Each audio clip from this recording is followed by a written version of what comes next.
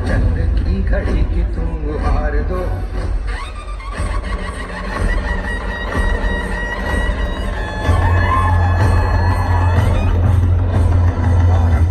प्रचंड बोल मस्तकों के झुंड, आज जंग की घड़ी की तुम गुहार दो। मान मान शान या की जान का हो दान, ये जाके आसमान में दहाड़ दो।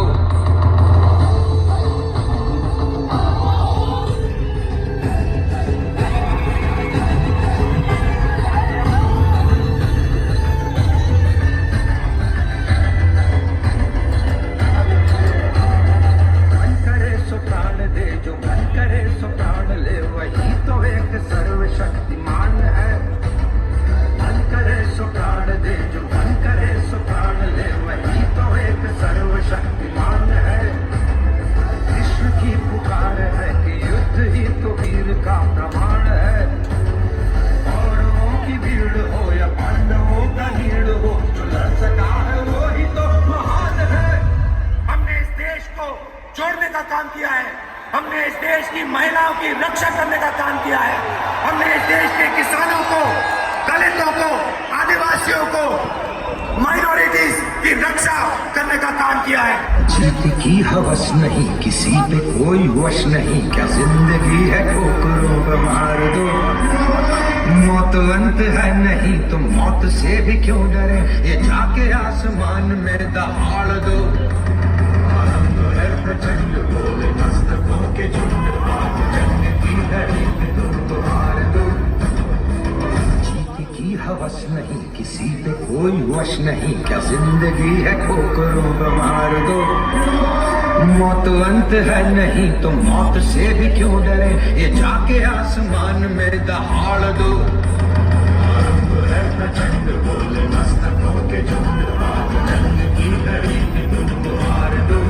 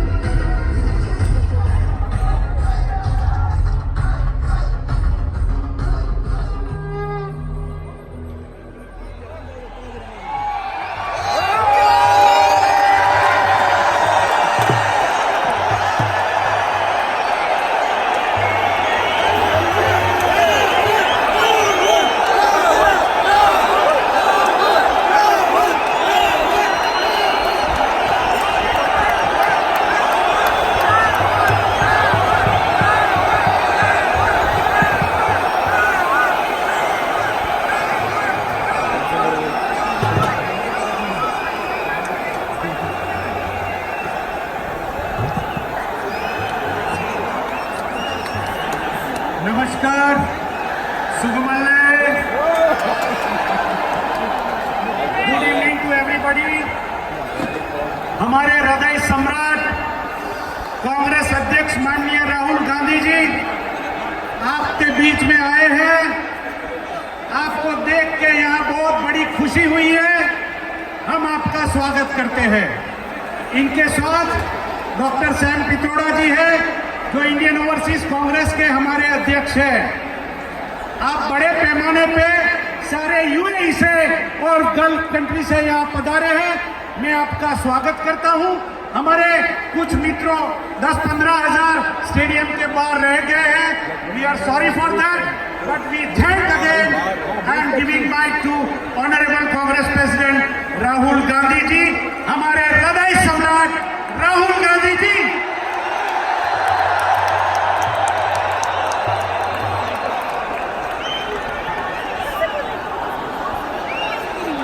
Thank you very much for coming here this evening. I would like to begin by thanking His Highness Sheikh Khalifa bin Zayed Al Nahyan, President of UAE,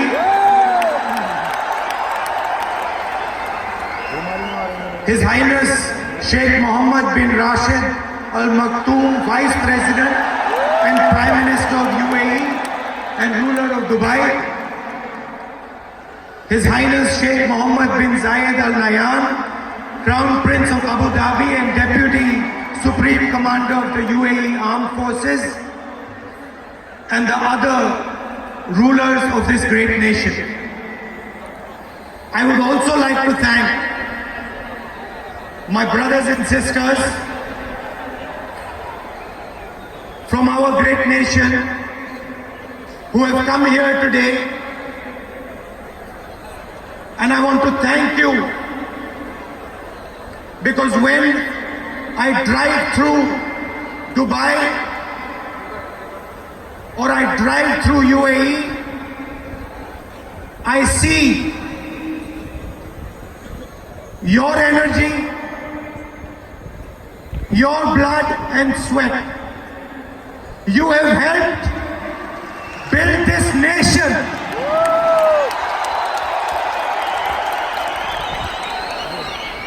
You have helped build this nation.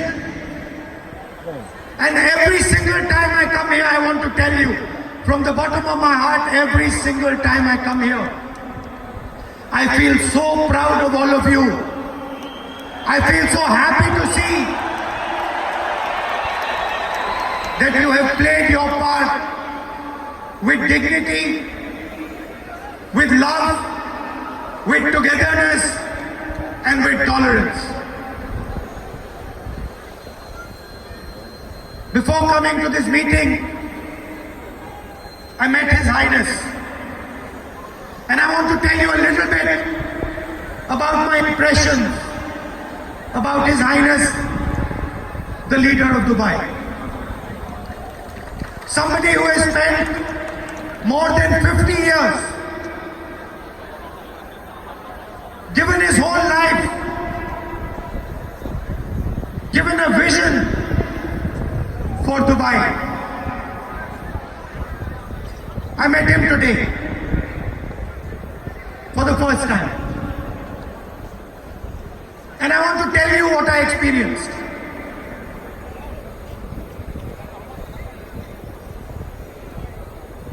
The number one emotion I experienced in His Highness was humility.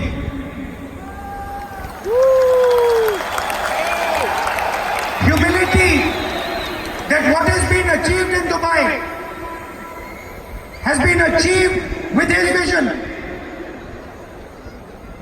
But the humility and absolute 100% lack of any arrogance in him.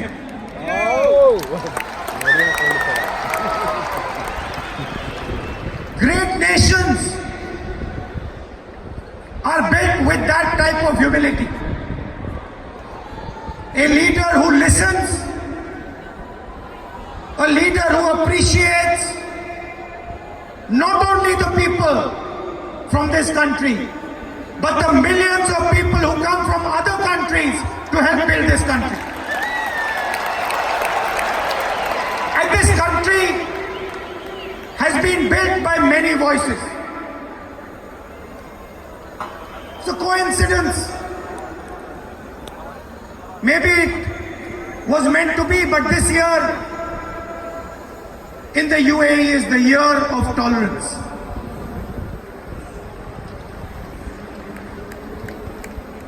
Year of tolerance. And I'm sad to say, the values that bring together the people of the UAE and India, the central value is humility and tolerance. Tolerance for different ideas, different religions, different communities, different way of doing things. And I am sad to say that here it is the year of tolerance, and back home it is 4.5 years of intolerance.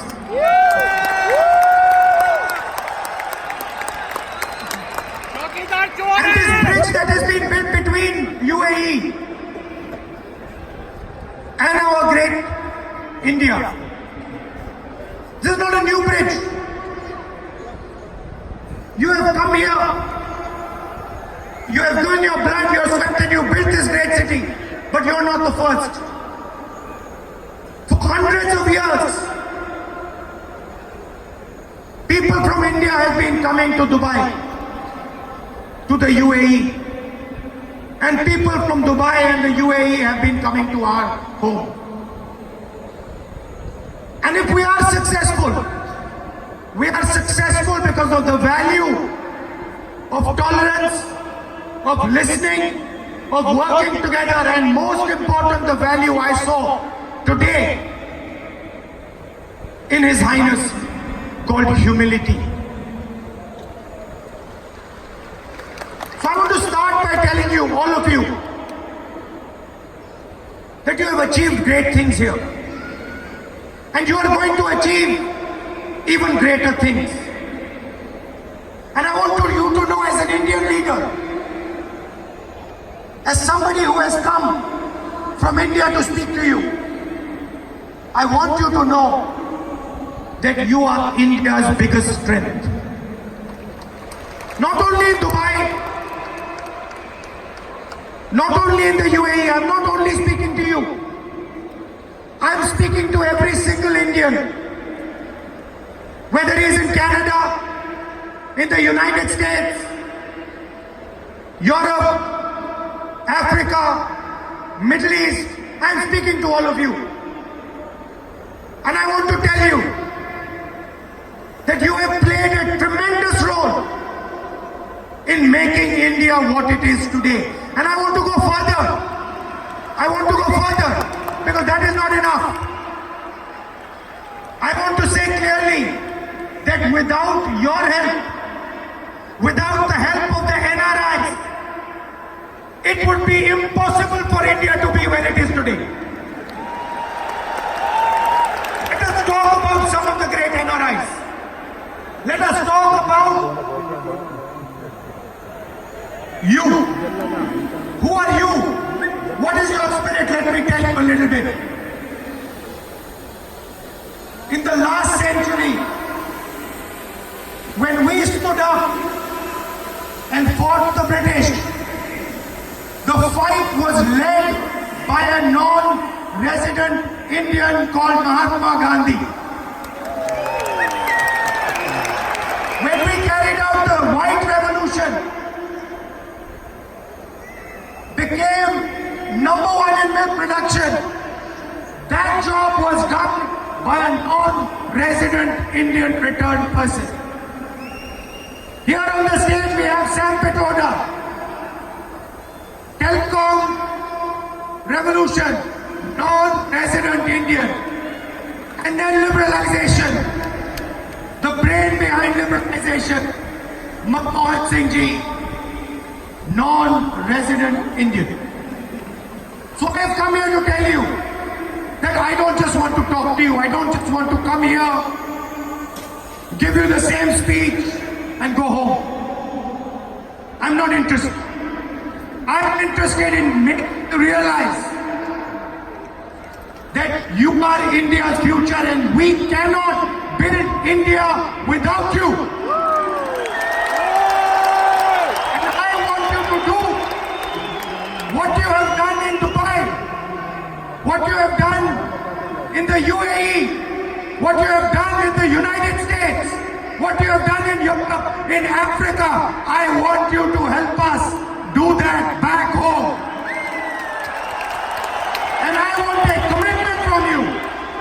I want a commitment for you. You are going to stand together with us in India and help us solve the 2 or 3 big problems, challenges that we face. Do I have your acceptance to this proposal? I didn't hear you. I want you to say it louder. No, louder. Now let me tell you what are the problems that we face and what are the problems that we are going to work with you to resolve. And I'm happy to see that there are many ladies here because you are also part of that equation. The single biggest problem that we face in India today, over 1 billion people are facing a crisis of unemployment.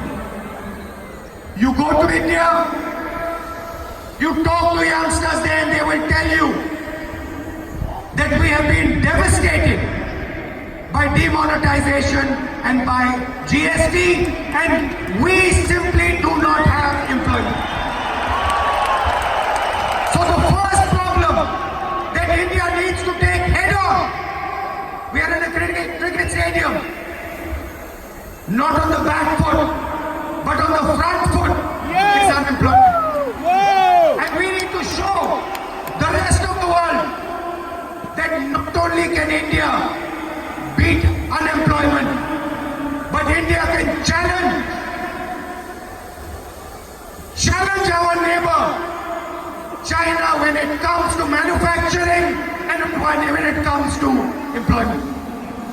And you have a central role in resolving this problem. You agree with that? You're ready to help? Okay. The second big problem, India has been brought where it is.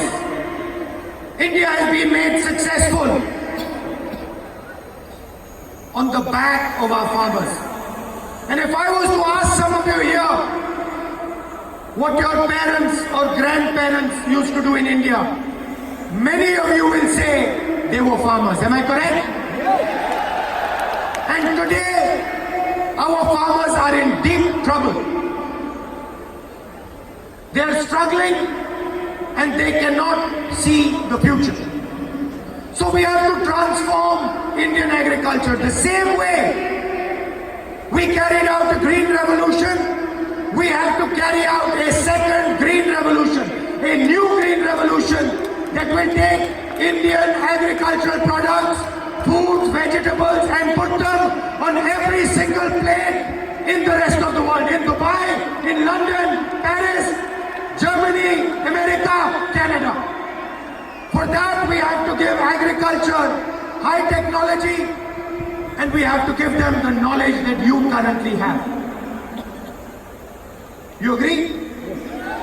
So that is the second problem. Like Mr. Korean did, I want people from this crowd who have understanding, who have knowledge to come back home and work with us. Sam Petroda is helping us, Mr. Chithambaram, Sam Petroda and a list of people is helping us create the manifesto for the 2019 election.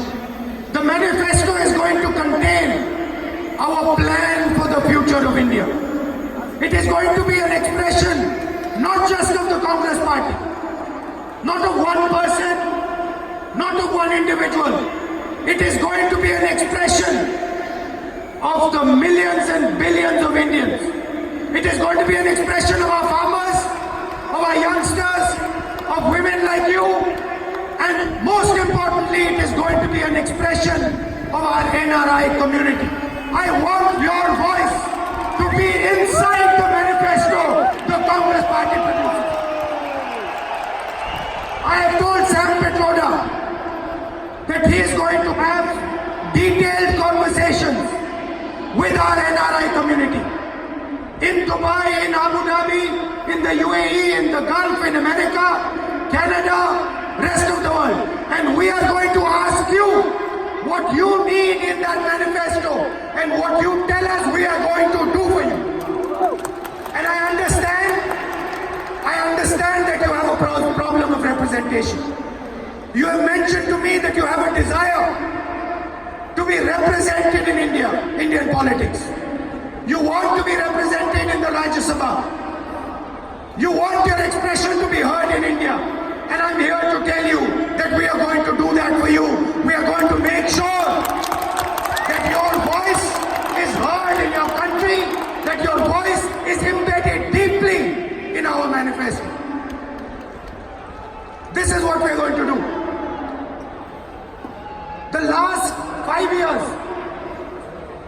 not as a Congress person, but as an Indian. They have been sad years for me. And I want to tell you why they have been sad. Today, I was told by His Highness that it is the year of tolerance. What is tolerance? Tolerance is listening to people. Tolerance is embracing people. Tolerance is embracing ideas that are different than yours. People of different religions, people of different communities, that is tolerance. I want to ask you, can you have tolerance without humility? Is tolerance possible without humility? Is tolerance possible with arrogance? Can you run a country like India, believing that only one idea is correct and all other ideas are wrong? Never. It simply cannot be done. And what makes me sad is that today in India, my beloved country is being divided. It is being divided, and I want every NRI to hear this properly. It is being divided for political reasons and for political benefit. That is why it is being divided. Different religions are being divided. Different communities are being divided. The rich and the poor are being divided. And India can never be strong if it is divided. I said to you, we are in a cricket stadium. I made the analogy of hitting a six. I want to ask you, can a cricket team that is divided, a cricket team where the batsmen don't talk to the bowlers, where the bowler doesn't talk to the wicketkeeper, where the wicketkeeper doesn't talk to the fielder, can that cricket team ever win a game? Then how can a country that is divided be successful? It is impossible. So the first task that we have to do, the absolute first task that we have to do, and every single Indian is responsible for this, whether he lives in India or he lives in Dubai, UAE, America, anywhere. Every single Indian is responsible. We have to bring India together once again. We have to bring all our communities, all our religions, all our people, all our states together. And we have to say that enough. This is not many countries. This is not many religions. This is not many castes. This is first one country. From there we will start. And that is where we are fundamentally different. We simply do not believe that India can be successful if it is divided. And I want all of you to commit, regardless of which religion you're from. Your people here from Kerala, from Punjab, from Haryana, Karnataka, Maharashtra, every single state, there are people here. There are people here from every single religion, every single community. There are men, women. India can never be strong if it is divided. Please understand that. It is impossible for our great country to be strong if it is divided. There is a lot of work to be done. You have shown what is possible. In many ways, you have shown us how to deal with challenges like urbanization. You have shown us how to deal with problems like transport. You have shown it to us. We have learned from you. And there are these tremendous problems that we have to resolve. And it makes me sad that instead of discussing unemployment, how to defeat unemployment, instead of discussing the difficulty our farmers go through, instead of discussing how we can build a future for youngsters, instead of discussing how we can empower women like you, we are sitting and fighting amongst each other. We are threatening each other, shouting at each other, abusing each other. It does not make sense in the 21st century. And that is what we have to do. We have to bring India together, regardless of the ideology, regardless of the thinking. Some people have said, we want a Congress Mukht Bharat. We do not want a BJP Mukht Bharat. We do not want that. But we want a Bharat that is united, where every single Indian person says, I am first an Indian, and then I'm anything else. And so I want to thank you. I want to give you all my love, and I want to tell you that till the day I die, my doors, my ears, and my heart will always be open for you. And you will always have this. And I know that you struggle. You are sitting here happy. But each one of you, there's not a single person in this room who has not struggled and made himself successful. I don't think there is a single person in this room who has not struggled, who has not given his blood, his sweat, his tears. It is true, isn't it? There is not a single person who has not built himself from scratch over here. And that is something we're extremely proud of. And you must never forget that. That if there is an idea called India, if President Obama, President Trump can say that there is only two countries, there are only two countries that can challenge the United States, a superpower, the biggest superpower. The president of the biggest superpower says there are only two countries that can challenge us. Which two countries? China and India. And what is India if it is not you? India is not simply a geographical idea. India is not simply an idea that is bounded by India's geography. You come to Dubai, the idea of India is carried with you in your heart. You carry it in your heart, no one can take it out. No one can remove it from your heart. And that is what is common between all of us, every single one of us. So I want you to understand deeply that India's future is directly linked to your future. If you realize that if you are unhappy, if you are feeling trouble, India is unhappy. India is feeling trouble. If you are happy, if you are successful, India is happy, India is successful. Realize that you are part of a great idea, an idea that includes tolerance, that includes brotherhood, that accepts multiple different religions, multiple different states. You are part of that great idea and you have a lot to show the rest of the world. In an environment of violence, of anger, and you see it everywhere. You see it in the United States, you see it in Europe, you see it in the Middle East. In an environment of anger, India has the answer. India has the blueprint to provide an answer not just to India, but to the entire planet. Non-violence is embedded inside our DNA. And it has been embedded not for 50 years. Mahatma Gandhi was a great exponent of non-violence. But Mahatma Gandhi ji picked up the idea of non-violence from our great religions, from our great teachers.